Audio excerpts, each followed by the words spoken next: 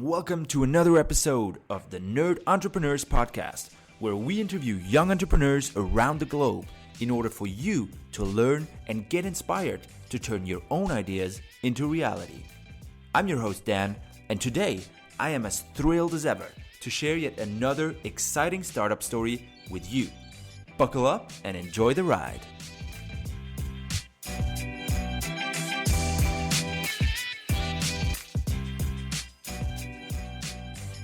Welcome again to an interview. Fabian, this is your first time on the podcast. Yeah, exactly. Thanks so much for joining us. You have quite an exciting story behind you. Exciting with ups and downs. Maybe you can tell us a bit more about the startup you have worked on. Cool, of course. Well, thank you for having me again. In general, I started just over 2 years ago at the very beginning with a legal tech idea. So I was straight out of uni. I said to myself, look, I'm just going to give myself 1 year period now where I just try and execute all the ideas I have. Because while I was at uni, I was always trying different ideas. But of course, you know what it's like at university, you're always very busy, you're doing different things, you're always partying and stuff, so things get in the way. So I just gave myself a year. So I started out with a legal sort of tech idea. I started it with a friend of mine that I studied, or two friends of mine, one that I studied with and one just from university. And we went very basic with it. So we started with this lead startup canvas, business model canvas. So we sort of understood this whole philosophy of MVPing and testing the market first. It was called Lex App, and the whole aim of it was to give everyone within Switzerland the possibility to ask their legal questions before having to go to a lawyer, and this in the format of a chatbot, and then basically pre-evaluating the necessity of going to a lawyer, and then connecting them with qualified lawyers. So we made it super simple. We made a Facebook group or a Facebook page, and we just had a few students who were studying Master of Law who were answering the questions. And we just didn't have any lawyers or anything in the background, but we just said we did, of course. So we really started pushing that. It was going quite well. In terms of market validation, we got 50 to 80 people asking questions a month. So we're quite strong on the marketing front and stuff. And at that point, I guess that's what I learned. One of my first very important lessons as well is how important it is to develop a team spirit where everyone is happy with the sort of collaboration, and how much input every single person is putting into the company or into the project in that sense. So basically after that it sort of fell apart because of that. So your team was not working well together, or not that it wasn't working well together, we just weren't aligned in regards to equity, how much equity each person had, and how much time percentage that they actually invested into the project. So for example, because I just came out of uni, I was free, so I was saying 100%. Whereas the other two guys, they weren't necessarily saying that, and so that sort of, at the beginning I was fine with it, but over time it gets, it stays on your shoulder, and then it builds up, and sort of that's what then sort of broke it apart. But at that point I was actually pitching at Swiss Startup Days, event here in Switzerland. And there, one of the accelerator programs, Swiss Startup Factory, they saw us pitching, and they actually wanted us to join. But that was sort of at that point when everything was breaking up. So I went back to Swiss Startup Factory and said, hey, listen guys, I do want to come, but with a new idea. And so this is where Shout, which then turned into Yellow, which is the startup we're talking about, sort of developed from. So literally the day after me and the other guys broke up, I just started on this new project all alone.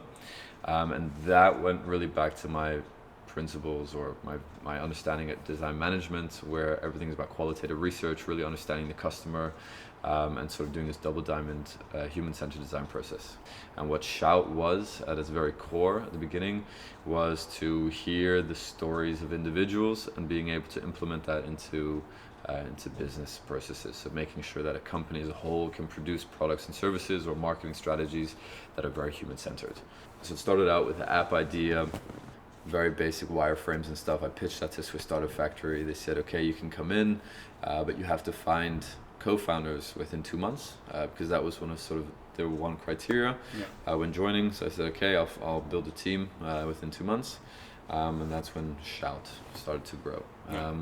So Shout actually went through quite a number of different team members. So we I was finding different people, I was doing workshops with people, I was doing sort of personality assessments with people to see who I could fit with, who I couldn't fit with, who was bringing skill sets that I wasn't bringing, because that was the issue before as well. There were some very similar skill sets being brought to the table. So after a few rounds of that, we actually then end up with a very, very, very strong team, which consisted of Roman, myself, and Felipe. And that was very different roles then. So that's where we then sort of were in this Startup Factory. Was our first initial sort of funding for the project, so we were able to get a company to develop the app. At first we were using these guys from India. We were testing that out, how that was working. We used that for our first app. We got our first initial clients, and then the Accelerator program was over.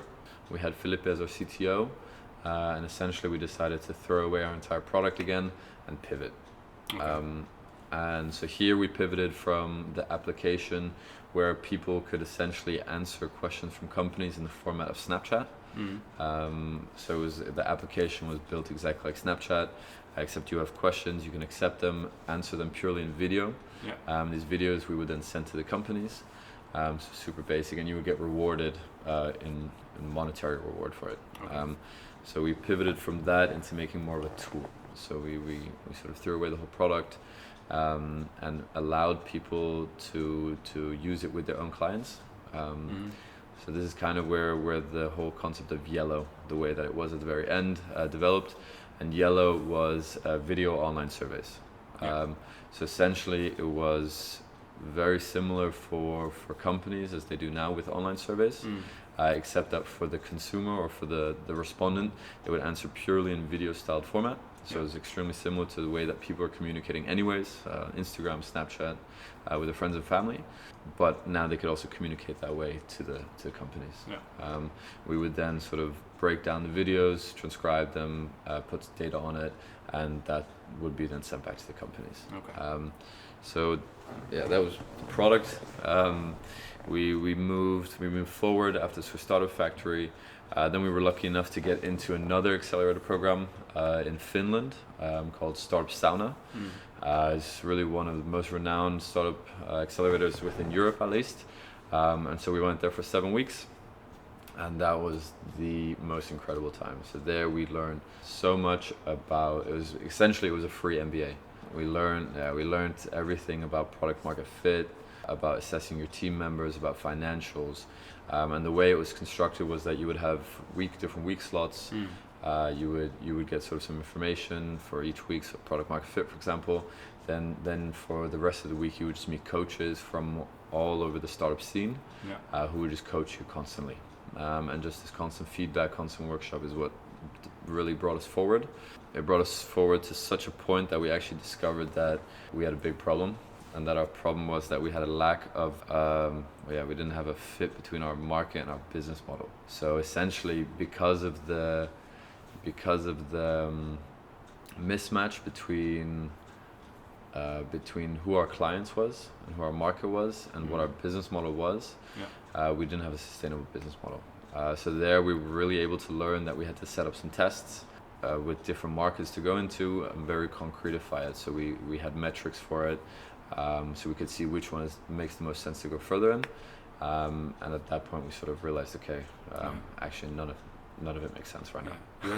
You went into hotels, restaurants, right? Into So we started just with market research agencies using our product, and then we realized, they only use it like once a month, twice a month, so there's no stickiness to the product, and so essentially it didn't make sense for them to pay for a SaaS model.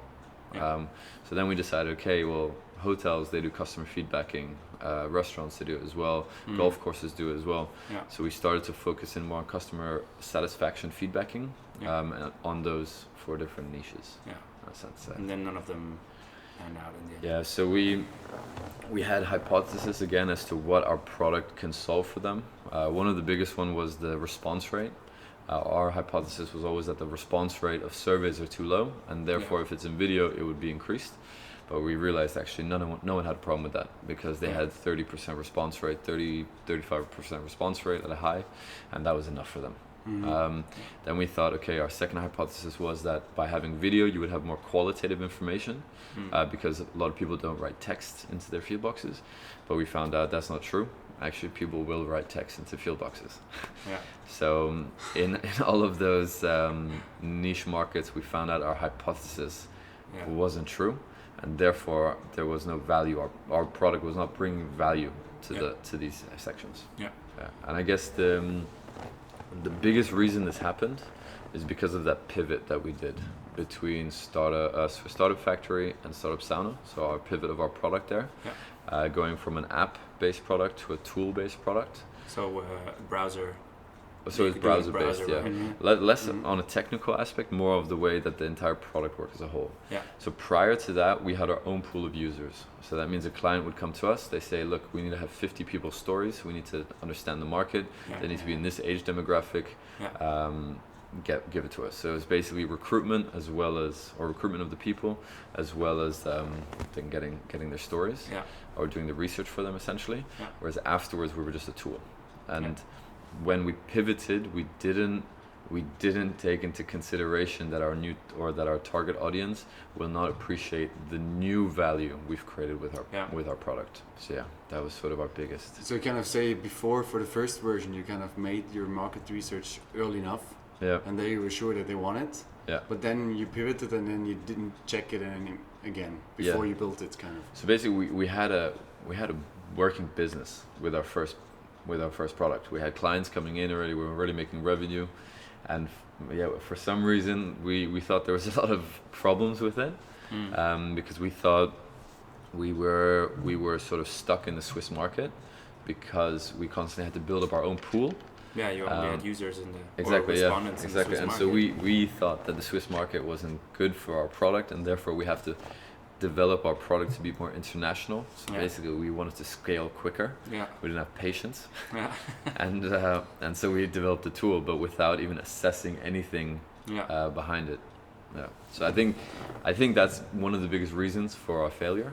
Sort of just making a very uninformed decision into that path there. Yeah.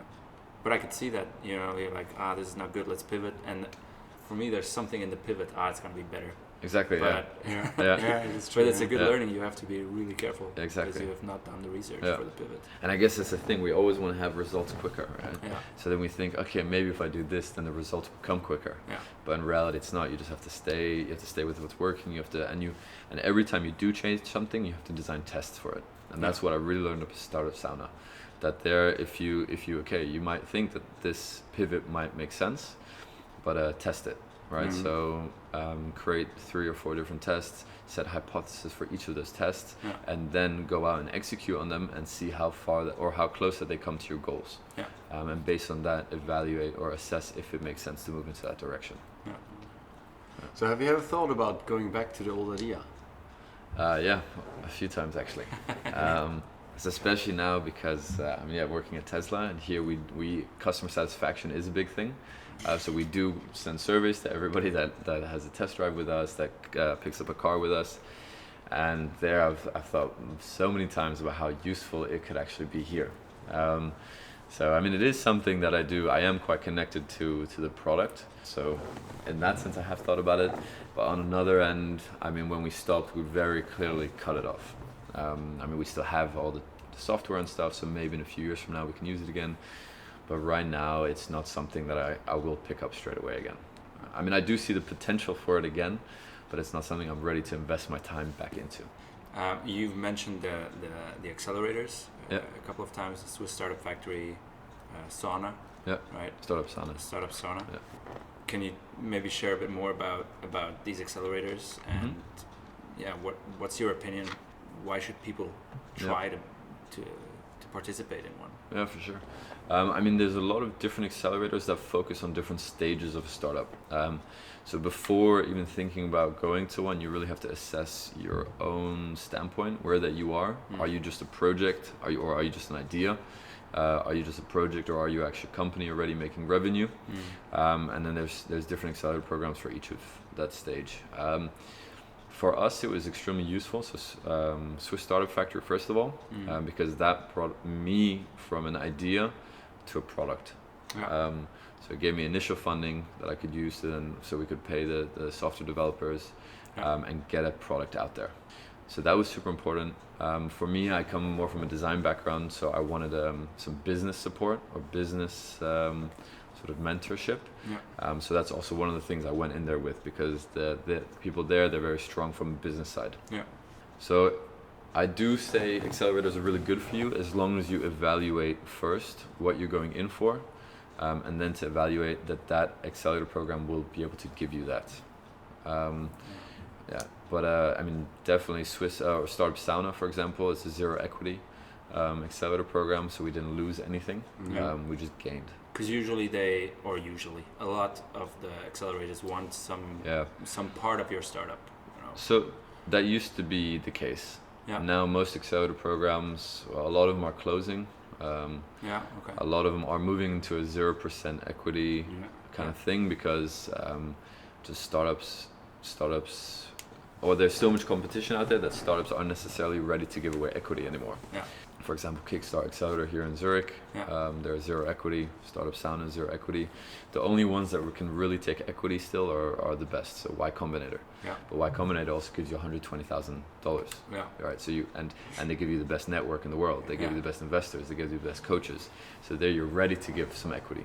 Yeah. But then of course there's like Axel Springer in Berlin. Berlin has quite a few. They still take equity. And it's definitely worth it to give equity, but only if you're actually going to get something in return. Yeah. And it's always difficult to be able to evaluate that before. Yeah, you really gotta have a strong hypothesis that what you're gonna get is gonna really change a lot of things. Yeah. So what would you say to founders or new founders? How should they evaluate what accelerator they should go for, or if they should even go for one? Well, once again, it's a stage, right? So let's say if I started again and I just had an idea, then I would look at, I mean, it's difficult to say because now I have a lot more knowledge. So I would not go back to an accelerator actually, after having done it.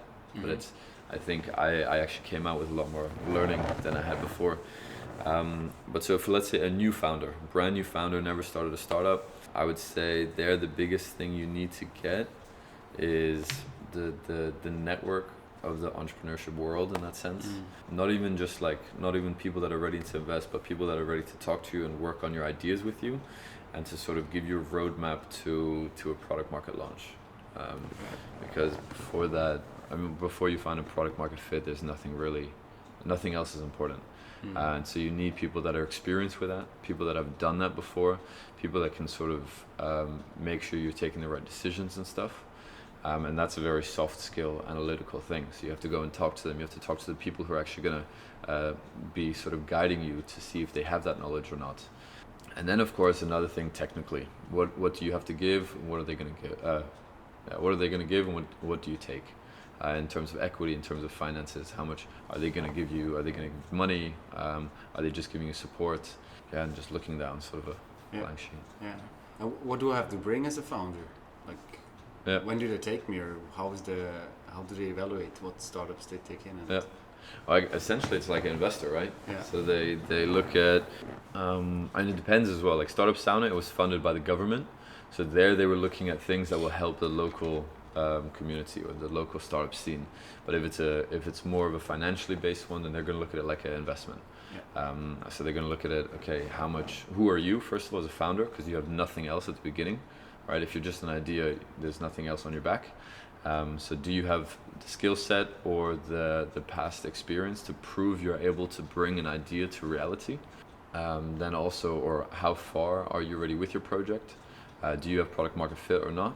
And then of course, how big the market is. I mean, sure, it works with these 5 people, but are there 5,000 people? Are there 10,000 people? Are there 20,000 people? So yeah, just same as any investor would. But because it's so early, it's more on the founder or founders.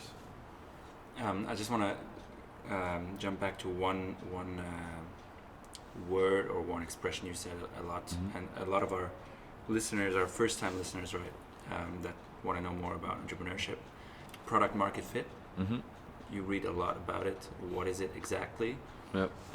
What is it for you? Product market fit is, for me, is when you do a test with, let's say, 50 people and 50% of those people will remain your clients. So, for example, now I'm building something up again. I'm going to do a test with 20 to 50 people, and I've set an objective or a sort of evaluator of if it makes sense to continue with this if 50% of the clients remain, because I feel otherwise you're not bringing real value, and if you're not bringing real value, people aren't ready to pay for that, and then there's a mismatch. Yeah, and where is that point on the product market fit point on the development of a startup, and why is it so important to reach that point? Because I mean, we've even experienced it before you're at that point, and there's investors who just pour a lot of money into the startup. Yeah, it's way too early. Yeah. Why is it so important to reach that point? And what happens afterwards? Yeah, so I mean, there's two questions kind of. Yeah. Okay. Sorry. So when that it is, I guess that can depend on the company, the idea, the project, whatever. I mean, for some people you can create a test and you can do that within the first week, first 2 weeks. So with some other bigger companies, of course, you need to invest much more into research development, into development of a product or development of an MVP to test that. But essentially, I feel that can happen at any stage where you have a product that is on the market that gives the user your full value that you're able to deliver them. So it can be very early or very late, depending on how extensive you have to invest into product and R&D. Yeah. And signs are, I mean, some people use the NPS, the Net Promoter Score, to kind of measure, okay, do we have product market fit or not? Yeah. It's a question, right? You ask your customers, how likely are you to recommend this product to someone else? And then from 1 to 10, and if it's at the 7 or around there, you're kind of close. So these are things you can use to measure it, right? Yeah. Well, I would say you could do even better. So I mean, this is also one of the things I learned, to only take feedback from your actual clients. So our product was super cool, it was sexy, everyone sort of understood it, and they were like, oh, this is great, it's fantastic. But in the end, they weren't the actual clients. Right, but we listened to them. We were like, oh yeah, cool. And based on that, and then they were like, oh, you should add this feature. You should add this feature. And I'm like, oh, true, yeah, we should do that. But actually, they weren't clients. They weren't even willing to pay for it. Yeah. So only taking feedback from your actual clients and the people that are willing to pay for it sort of moves into this as well. That you don't need to do an NPS score, but you can actually already sell them something. Yeah, that's the to best see. sign, Okay, right? are they going to give you money for this thing? Yeah. That's what I think we're sort of today. It's so easy to test different business models. You can, I mean, I created a website in 2 days, and now I can go out and test it. Yeah. And we have this possibility with all these different tools and technology. So why only use sort of figurative validators when you can already use very real ones? Yeah. So, but of course, one thing could be you start with a little survey, NPS score, and then you move further and further to develop a realer and realer product. Yeah. But you will only ever know once you have people paying for your product. Yeah, that's the best. The best test. Yeah. There is. Yeah. I have a question regarding something you said in the beginning when you built your team at the Swiss Startup Factory. You said you did a lot of personality tests and talked to a lot of people. How was that process? Because that's one of the most important things, finding the right people. Yeah. And you obviously did well. You said you had like super cool team. Yeah. How did you, what are a few points that people need to look out for? Yeah. I guess one super important thing is, especially when you're starting out, you sort of go and talk to people and you're like, oh, hey, this is my idea. And then other people latch on. They're sort of like, oh, cool, I want to join you. Or they go to their friends like, hey bro, should we do this and this? I don't think that's the right idea, because you most likely, you and your friends or people who are surrounding you normally have a very similar skill set, which doesn't help you in the long run. I mean, if I can do the same thing as you, why do I need you? Yeah. So one of the biggest things I always had in my head is this person, or can this person do something that I cannot do? Yeah. So that's one thing definitely to look out for. Another thing is more in terms of soft skills. Can we work together? I mean, I did different tests. So like whether you have like blue, or people that are more blue, yellow, red, and green. Blue is more like creative, out of the box thinker. Green or detail oriented and stuff. And so to see, okay, are we both blue? Do we both sort of scream ideas, or are you the one that pulls me back then and says, yeah, okay, but look at this and this and this detail? Yeah. So just doing workshops, working together for a day or 2 days just to really see if that works or not. Yeah. And then once you've set that whole soft skill and soft teamwork stuff together, then actually looking at it more in a technical aspect. So then saying, okay, look, how much equity do you want, or how much equity do I get? Are we going to do this 50-50? Are we going to do 30-70? How much time are we going to invest into this? And then and making sure that both parties or all three parties feel fair to what has been discussed. Because as soon as someone doesn't feel that it's fair anymore, that's when things will break out. That's when people will get mad at each other. That's when people get unmotivated. Because let's say, for example, I only have 20%, but I'm working twice as much as you. After a while, I'm going to come to you and say, hey, this doesn't make any sense anymore. You know? And that's what breaks up a companies. And then having that formally written down, just so people know it. And this, I think, before you start working together. So if anything ever comes into, so you guys can talk about it like adults, you see it on paper, it's all sorted out. I experienced that in my first ever startup. He was a very good friend, and we didn't talk for 2 years afterwards. Exactly. Now we're friends again. But that's just horrible. Let's just do that in the beginning. It's uncomfortable, but just do it. Yeah, exactly. Like, a lot of people are always scared, right? Like, oh shit, do we really want to talk about this? Like, can we talk about this? Can we write it down? It's like everyone just always tries to push it to the back. Like, now let's just get on. Let's start with this idea, or let's do this now. But in reality, if you don't prep long enough before, it's gonna hit you in the long run. And it's unsustainable as a team. Yeah, totally. How important was focus for you in your whole experience, focusing on specific things and not doing too much? I mean, you mentioned, people telling you, oh, you need this and this and this feature. I mean, that can get quite confusing. You don't know, should I implement it, should I not? Focus, I mean, is a huge thing, of course. That's also one of the things that broke us, I would say, because at the beginning as well of Yellow, we weren't really sure, are we B2C, are we B2B? So we didn't know where we were spending our resources, our marketing efforts. So we were sort of advertising to the customer, or B2C, but also directly to companies. And so, I mean, in the end, if you don't have a focus, you're going to waste all your resources, because you're not going to do anything correctly, because it's just sort of everywhere. And so that's why, I mean, I've learned a few different techniques now on how you can align that and stuff, using OKRs, so it's like objective or goal setting ways, which we then also implemented further on in Yellow, which helped us towards the end, so the testing of the different ideas. But at the beginning we were very like freestyle and sort of everywhere. And so, I mean, this is also something when you're first starting out, you're really focusing on, or you really have to know who your customer is. So like to the detail. Do you have an example? Because, it could be, my customer is male, over 50, and lives in Zurich. That's horrible. That's horrible. Exactly.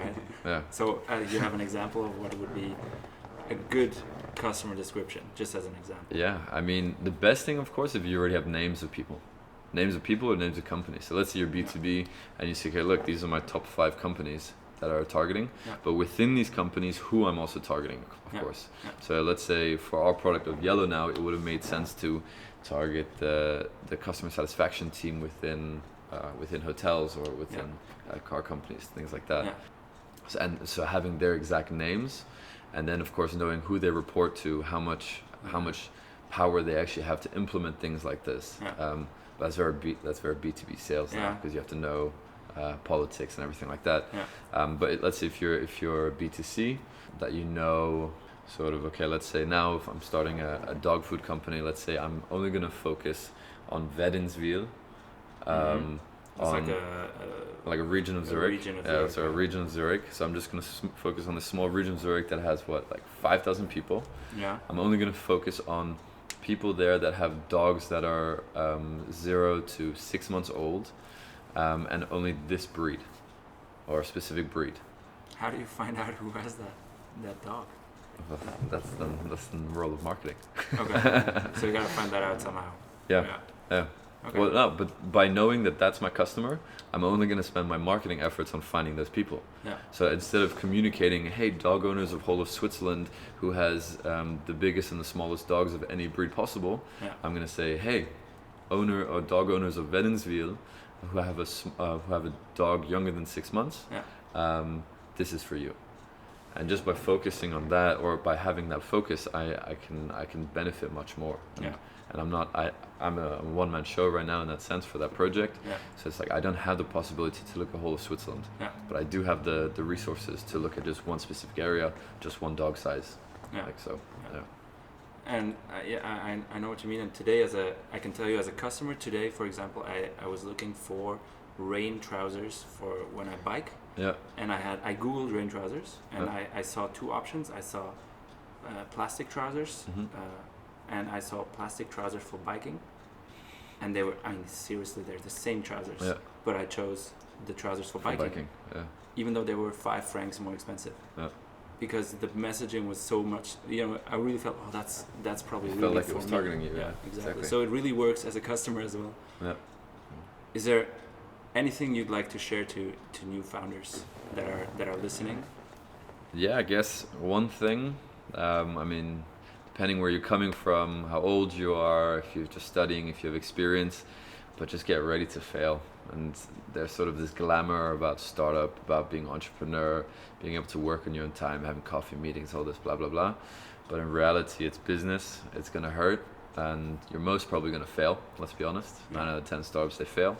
And when you do, it will hurt, because you invested time, you invested money, you invested your entire motivation, your entire life. So it will fail. So have this always in the back of your head, that this could happen, but of course push. Do what you really feel needs to happen, sort of in the world, your vision, bring your vision to life. But when you're starting out a project, think of it more as an investor. I mean, you're investing your time here, you're investing your money. So look at it for a 5 to 6 year run. Are you ready to do this? Does this idea even make sense to do it? Is the market big enough? Can you even extract benefits from this market or from the solution? Is it going to help anybody or not? So yeah, I guess that's super important. You're going to high chances of failing, but look at it where you're investing your time, because it's going to take a long time. If you had to choose one challenge that you had, the biggest one, because I mean, we just heard the story, there were many challenges. What was your biggest challenge and your biggest learning from it? I think the founders, or who you're working with, building up a team that's gonna make something successful. And I think I sort of failed there a few times with different projects, different ideas and stuff. But by having failed there, I learned what is necessary to find the right co-founders again. And I think that's something that everybody has to go through. Be super aware of who they're starting to work with, skill sets, everything that they have, what they can benefit on each other on. And I think if you can't get that right, you can't really get anything right. No. Not in the sense like you can't build a product or anything, but because if you're not a team, you won't be able to move to the place that you have to go to make a successful company. Yeah. You'll always be a one-man show, and therefore you'll never really be able to make the big, bold idea. Yeah. Because I mean, in the end, building a startup is like, I learned this in Startup Sauna, it's like a metaphor of climbing a mountain, right? You need to get to the top. But to get there, you need to get all your different tools. You need to meet different people, because you won't be able to do that alone. So you need to convince the people that it makes sense, or that they can see the mountain as well, the tip of the mountain, that it even exists. And then you need to sort of gather everyone to get up there. Yeah. And so if you can't even get that team, first of all, to see the mountain, if you can't even get them to climb the mountain with you, and if you can't get the right people who can bring the right tools and mindset and backgrounds to help you get up there, then essentially you're not a good team, and you won't be able to get to the top. Yeah, and it's tough to find the right people. It's really tough. I mean, you first go for different skill sets, I guess. Or, I mean, you go to events, startup events. Yeah. So I mean, I was super lucky. I mean, I just always went to events and stuff. And Felipe, so we had to find a new CTO, and Felipe, we met at a startup weekend event where we just went for the apéro at the very end. Yeah. And we were about to not go because we just played a bet like on the Tjutli. Yeah. And the bet was if we lost, we wouldn't go to the event. Instead, we would go and chill at the Limat or something, to the river. And luckily we went because we met our co-founder there. Always go to events. So always go to events and never make bets against it. Alright, cool. Yeah. And of course you're going to talk to thousands and thousands of people, but it's your job to filter it down to who's going to be the best. Yeah. And who's going to get you to the top of the mountain. Top of the mountain, yeah. So you talked about this vision, the top of the mountain. Mm-hmm. How do you, I mean, we have experienced it as well, and others talked about it. It's somehow difficult to state a vision and like to choose the level on how you describe it. Because some say that's a dreamer, like it'll never happen, or it's just futuristic scenario, whatever. And others say, well, that's boring, I don't want to run for that. Mm-hmm. How did you choose it for yourself, where to set this limit of where you want to go? The top of the mountain. Yeah. Well, that can always change. Yeah. But I mean, imagine imagine you're in Nepal. You know, once you've reached the top of one mountain, then you can go to the next mountain.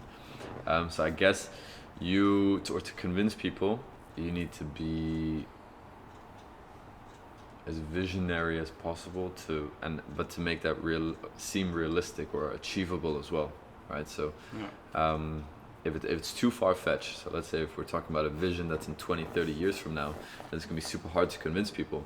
But if I can show them, look, this is my vision now of where we can, or what the problems in the world are, and this is how we can solve it, let's get to the top of this mountain, let's do this together, then they'll join me on that. And once we reach that peak, then we'll say, hey, shit, look, we learned all of this. Actually, there's another mountain that will get us even further.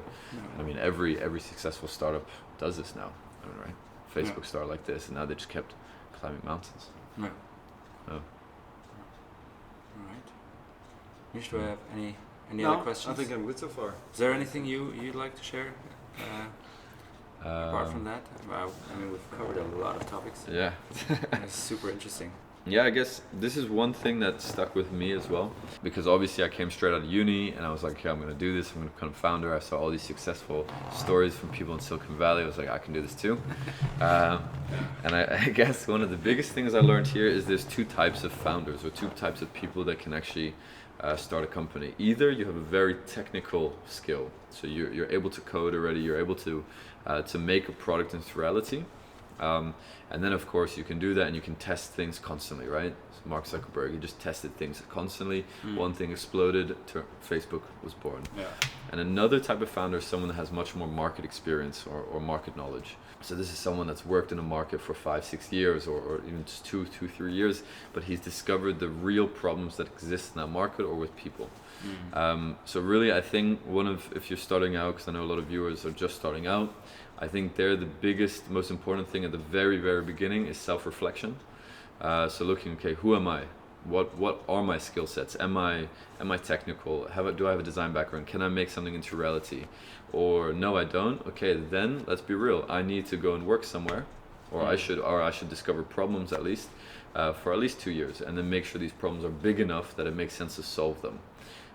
So self-reflect before investing your own time, and really doing evaluation of what you're about to invest your time into, because it's not a short-term thing. So if you're just out of business school, you shouldn't start a startup. You're just out of business school, aren't you? Yeah, I'm out of business school. Not just. No, you were. Actually, but I was when I started my first startup, and obviously I failed.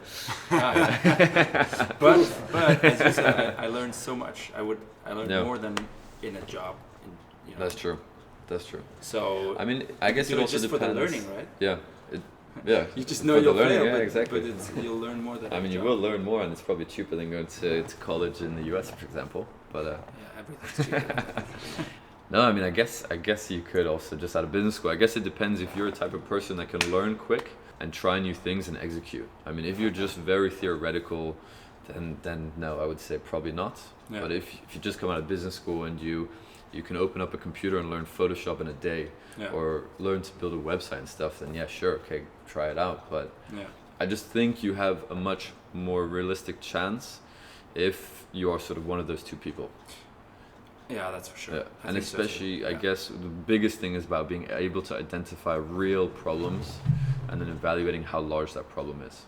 And I guess just coming out of business school, I mean, I did the same thing. Well, I did design management, but also business school. And I think you don't really have a very holistic overview of what problems are, or how big problems really can be, especially when you're going into B2B kind of business.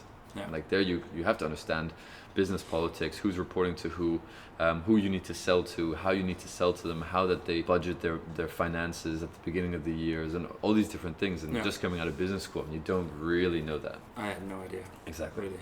Yeah. So, listeners, go work first, or learn how to code.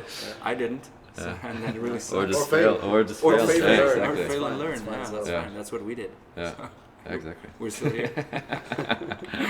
All right. Thanks so much for your time and sharing all that. Thank you, guys. Hopefully it was insightful. Very, very interesting. It's like a bomb of insights. Yeah. Really nice. Really nice. Thanks for sharing, and good luck. Cool. Thanks, project. All the listeners, go and kill it. Go and kill it. Thank you for listening to this episode of the Nerd Entrepreneurs Podcast. Be sure to visit nerdentrepreneurs.com to access the show notes, read about our next episode, and join a community of like-minded entrepreneurs. If you like the Nerd Entrepreneurs Podcast, we'd love for you to subscribe, rate, and give a review on iTunes. Until next time.